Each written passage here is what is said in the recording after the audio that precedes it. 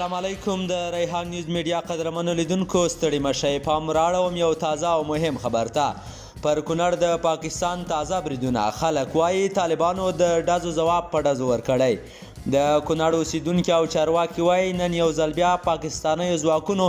د کونړ پر شیلتن او سرکاڼو ولسوالیو د توپونو ډزې کړي چې د طالبانو د کلک غبرګون سره مخ شوي او د ډزو ځواب یې په ډزو ورکړی دی د کونړ پر سرکاڼو او شیلتن ولسوالۍ د جمعې ورځې مازدیګر مهال د پاکستان پوځ د توپونو او نورو درنو وسلو ډزې کړي دي د خلکو په وینا چې د توپونو راتغول شوې ګولۍ د شیلتن پسنو چوګام او د سرکاڼو ولسوالۍ پر ګنجګل او باروګۍ سیمو کې لګېدلې دي چې تر اوسه یې د ځاني تلفاتو په اړه کوم خبر نشته دوی وایي د پاکستاني توپچي بریدونو په ځواب کې طالبانو هم له اسمارو او سرکاڼو د ډي سي توپونو ډزې کړي او د ډزو ځواب یې په ډزو ورکړی دی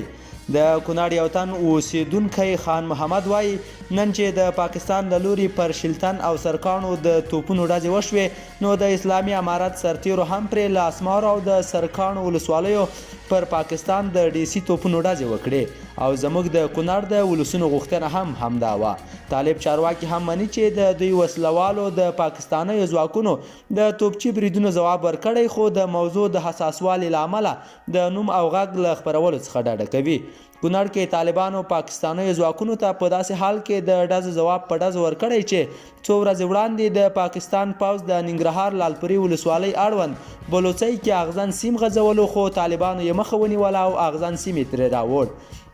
هغه ویډیوګانې چې ټولنیزو رسنیو کې خپرې شوي پکې د ننګرهار ملي امنیت سرپرست رئیس ډاکټر بشیر ښکاري چې پاکستاني عسکرو ته توندې خبرې کوي او ورته وایي نور باید له وړاندې راتګ ډډه وکړئ د ننګرهار د اطلاعات او کلتور ریاست رسنیو ته په لیږلې خبرپاڼه کې لیکلي چې د طالبانو د دفاع وزارت لوی درستیز قاري فصیح الدین فاتح د ننګرهار لوړپوړو چارواکو سره دغه سیمې ته تللی او هلته یې ویلي چې اسلامي امارت ټولو ګاونډیو سره ښه ګاونډیتوب غواړي خو که څوک د افغانستان د ځمکې نیولو او دلته د ستونزو پیدا کولو هڅه کوي نو دوی هم غلی نشي پاتې کېدای د ښاغلي فاتح دغه خبرې د ټولنیزو رسنیو د یو شمېر کارکوونکو لخوا ستایل شوي دي پاکستان تر اوسه د نوو توپچي بریدونو د هغوی لخوا په لالپوره کې د اغزن سیم غځولو او د طالب چارواکو د غبرګون په اړه څه نه دي ویلي له 2010 زیږدیز کال را په دې خوا د کونړ او د هیواد په یو شمېر سیمو د پاکستان پوځ توپچي بریدونه کوي د سیمې اوسیدونکي وایي په دغو بریدونو کې تر اوسه په سلګونو کسانو ته مرګ ژوبله اوښتې او ګاڼې یې کډوال کړي دي د دوی په خبره چې په ډیرو ځایونو کې پاکستاني پوځ له ډیورن کرښې وړاندې راغلی اغزن سیمونه یې غځولي او د خلکو د تګ راتګ مخه یې نیولې ده